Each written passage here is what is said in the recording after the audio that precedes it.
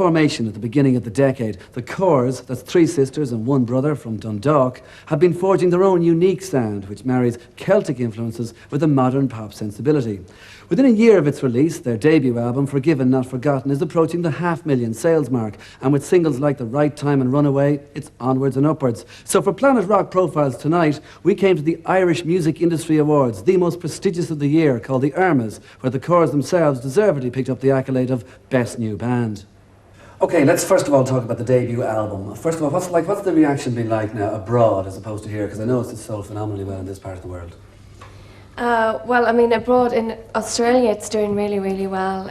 We've only done 1 promo trip there, and it jumped. The sales jumped there. It's great. In Japan, we've just hit 50,000, which is really good. In America, I think we're what? I don't know. We're chocolate. We're chocolate. Okay, we've got chocolate. Worldwide, we're approaching 500,000.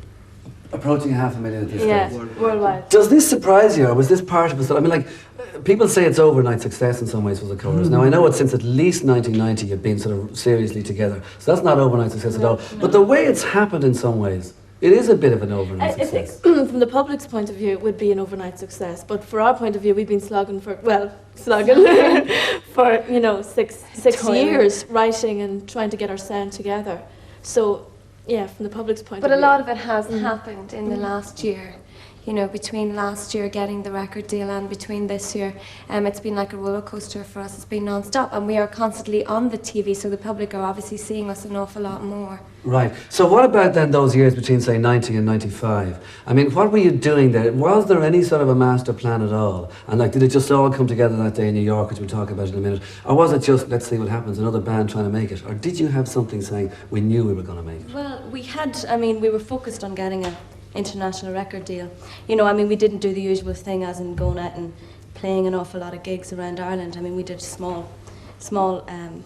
little small tour at one stage, but really we worked on writing and recording and building up a backlog of music so that we could get a deal eventually. So there was a plan, definitely, between ourselves and our manager.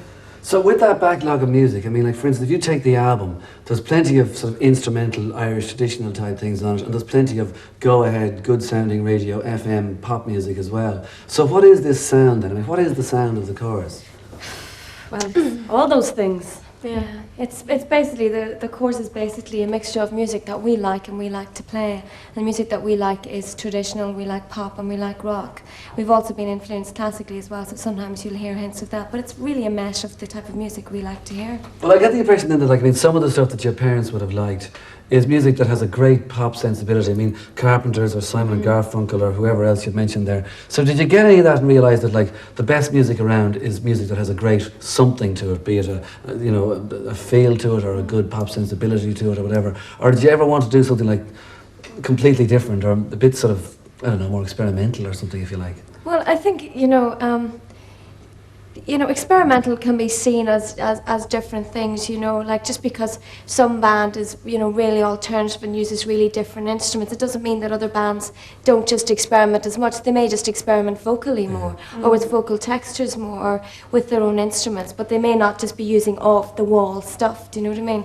But I think basically we all had a love of melody. You know, the type of music when you listen to it and you get shivers down your spine and you know you love that. So that's obviously what we wanted to pursue, something that we could get shivers to listening to, and hopefully the people then that would like our music would get the same. Right, yeah. Okay, well then, what happens, just say that the 4 Corrs are together and this thing, Alan Parker comes into Dublin to make a movie called The Commitments.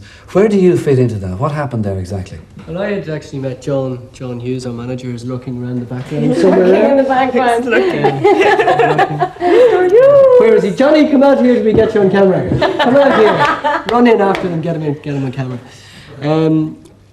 I'd just before we got the band together, I had a little 8-track studio, which I was operating out of a little flat in Dublin, and myself and John met through a mutual friend, and I started recording him, and we got on very, very well. And it was he told me that this audition was about to come up for The Commitments, which Alan Parker was directing, and Alan Parker is my favourite director in the world. I love what he does.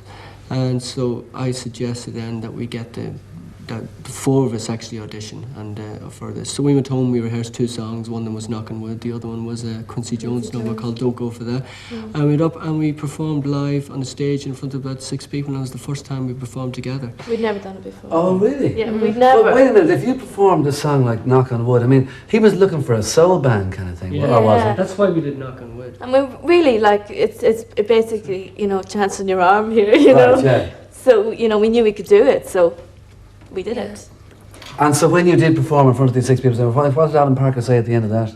Thanks, but no thanks, was it? No, we all got like parts in it eventually, Yeah. but they're all like myself, Sharon, and Caroline got sort of blink and you'll miss it parts, whereas Andrea got a more substantial part playing the sister of Jimmy Rabbit, the manager.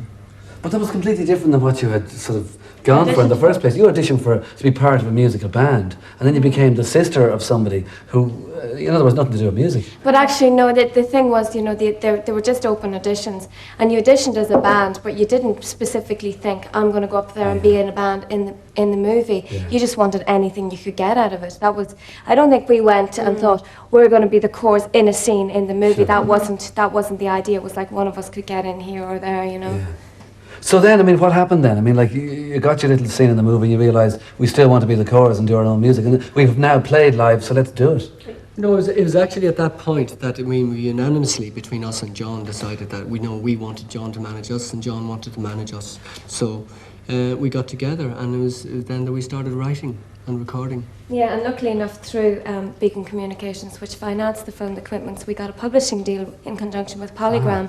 So that gave us the money so that we wouldn't have to go off and get, you know, real steady jobs to live. So it gave us money to buy equipment and to keep ourselves going so we could write music. So that seemed at the time like nothing was happening, but it was really a major deal because that's why we've got so much material behind us. All right, so in other words, they gave you the wherewithal, if you like, to be independent and to follow the dream. Yeah, it's funny. It's funny when you look at the film, the commitment you expect. Oh, you want to get a role in it, but we got a publishing deal out of it, which was just We So- formed, we Great. met our You manager. basically you did know. better than anybody else, is what you're saying. It's true. It's funny, every situation we go into, what we're looking for, we probably get something else out Yeah, of it. So, right. like, that's why we take every opportunity that comes to us. No matter how small it is, we just do it Right. and just see Yeah. what happens.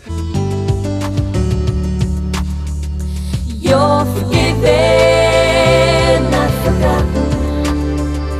You're forgiven.